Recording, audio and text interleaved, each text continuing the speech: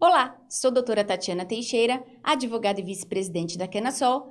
Em parceria com o portal RCIA, vamos às nossas notícias e temas jurídicos. Hoje falo sobre tutela e curatela e suas principais características. Tutela e curatela são dois institutos autônomos que não possuem relação entre si, embora tenham a semelhança de proteger pessoas incapazes que necessitam do auxílio de outra para agir e tomar decisões em seu nome. Falo primeiro sobre a tutela, que serve para que uma criança ou adolescente tenha alguém que o proteja e o represente na sociedade civil, podendo administrar inclusive os seus bens, até que se tornem maiores de idade e possam exercer suas vontades sem restrições. Aquele que recebe o encargo da tutela é chamado de tutor e tem, portanto, a obrigação e a responsabilidade de zelar pela vida, saúde e bem-estar do menor de 18 anos de idade que esteja fora do poder familiar, seja por conta de morte, ausência ou destituição de seus pais. Note que a tutela serve como medida de recolocação em família substitutiva e, assim, pode ser concedida de 3 maneiras ao indivíduo, desde que este concorde em assumir o encargo de tutor. Primeira, através de testamento, no qual os pais deixam registrada a vontade de passar as responsabilidades sobre o menor e indicam quem seria o tutor. Segunda, por meio legal, situação em que os pais não deixam em testamento a nomeação de um tutor e a justiça irá atribuir a tutela a um parente mais próximo. Terceira, é por nomeação dativa, quando os pais não deixaram um tutor testamentário e não há um parente apto a exercer a tutela. E o juiz então nomeia uma pessoa que resida juntamente com o menor para ser seu tutor. Agora veja sobre a curatela. É um encargo jurídico sempre atribuído por um juiz e serve para que alguém seja responsável por um idoso ou um adulto que se encontra incapacitado de administrar os seus bens ou expressar suas vontades de forma permanente ou temporária.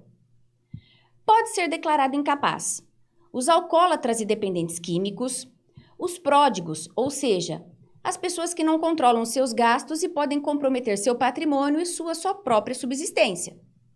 E aqueles que, por causa transitória ou permanente, não possam exprimir sua vontade, sendo o caso, por exemplo, de uma pessoa internada em uma unidade de terapia intensiva, ou também o portador de uma deficiência, doença neurológica ou de um transtorno mental, que, por razão temporária ou permanente, não consegue gerir sua própria vida. Aqui quero fazer uma ressalva. Para que ocorra a curatela, faz-se necessária primeiramente a interdição do indivíduo, que é uma ação judicial pela qual o juiz declara a sua incapacidade, privando de reger a si próprio, bem como aos seus bens, em razão da sua insuficiência para exercer pessoalmente os atos da vida civil. Neste processo, deve ficar provado que o indivíduo a ser curatelado não apresenta condições física ou mental, necessitando de fato de alguém para representá-lo. Importante também frisar que a curatela só pode perdurar enquanto houver necessidade pelo curatelado. Desaparecendo a sua incapacidade, a curatela deverá ser revogada.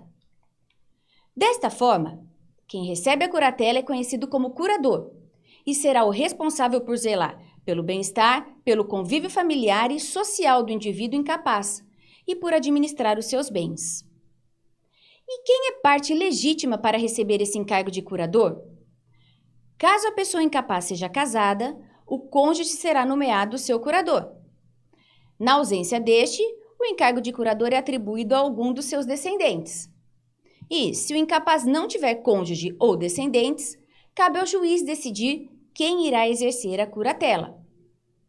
Por fim, devo informar que, tanto na tutela quanto na curatela, devem ser feitas prestações de contas periódicas pelo tutor e curador perante o juiz, sob a supervisão do Ministério Público, para que sejam declarados os ganhos financeiros do incapaz e os respectivos gastos com a sua manutenção, já que as rendas e o patrimônio deste indivíduo assistido devem ser utilizados estritamente para o seu uso próprio, cabendo ao tutor ou curador tão somente administrá-los.